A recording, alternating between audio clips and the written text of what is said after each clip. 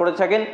শুধু জাস্ট এইটুকু অনুবাদ করব, এদিকে বিস্তারিত আলোচনা করব না, যেহেতু বিষয়টা একটু লম্বা হবে, 2-4 মিনিট হয়তো টাইম ওভারটেক হতে পারে।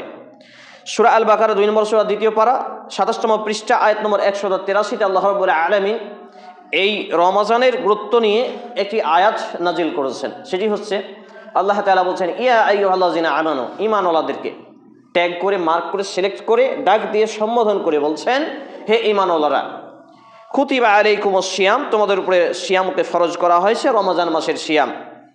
কামা কুতিবা আলাল্লাযিনা মিন ক্বাবলিকুম লাআল্লাকুম তাত্তাকুন, এবং এই সিয়াম শুধু তোমাদের উপরেই ফরজ করা হয়েছে এমনটি নয়, তোমাদের পূর্বে যারা ছিল, যেই সব নবী রাসূলদের অনুসারী ছিল, মানুষ যারা ছিল দুনিয়া থেকে চলে গেছে, তাদের উপরেও মূলত এই সিয়াম ফরজ করা হয়েছিল।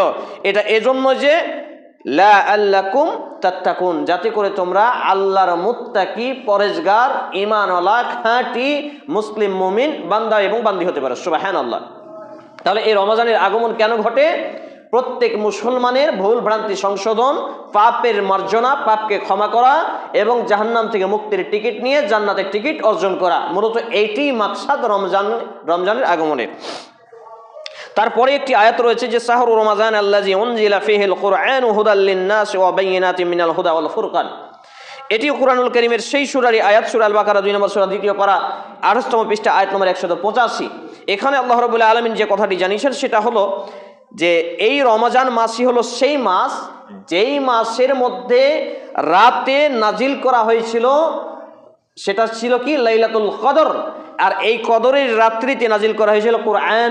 সেটা এই জন্য নাজিল করা হয়েছে কোরআনুল কারীম বা কোরআন মাজিদ, এটা এই জন্যই যে এটা মানুষদের জন্য হেদায়েত, আলো, অন্ধকারের পথ থেকে বাঁচাবে এবং আলোর পথ দেখাবে, এবং এটা হচ্ছে সত্য এবং মিথ্যার পার্থক্যকারী।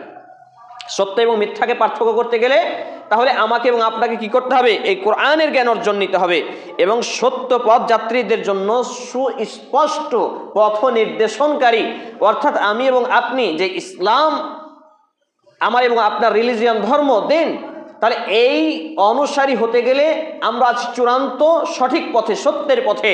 তাহলে আমরা যদি চূড়ান্ত সঠিক এবং সত্যের পথে থাকি, তাহলে আমাদেরকে সুস্পষ্ট পথ দেখাবে, সেটা হচ্ছে এই কোরআন।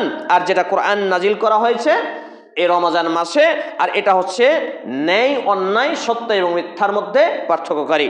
তাহলে আমরা দুটি আয়াত থেকে মোটামুটি একটা অনুবাদ পেয়ে গেলাম এবং এ থেকে একটা উপলব্ধি পেয়ে গেলাম যে এই রমজান মাসের আগমন এবং রমজান মাস এসে আমাকে বা আপনাকে কি করতে চায়। এখন প্রশ্ন আছে যে অনেকেই বলছেন যে কষ্টের কারণে শরীর একটু অসুস্থ লাগে বা ক্ষুধা বেশি পায়, এই জন্য সিয়াম আমরা রাখি না বা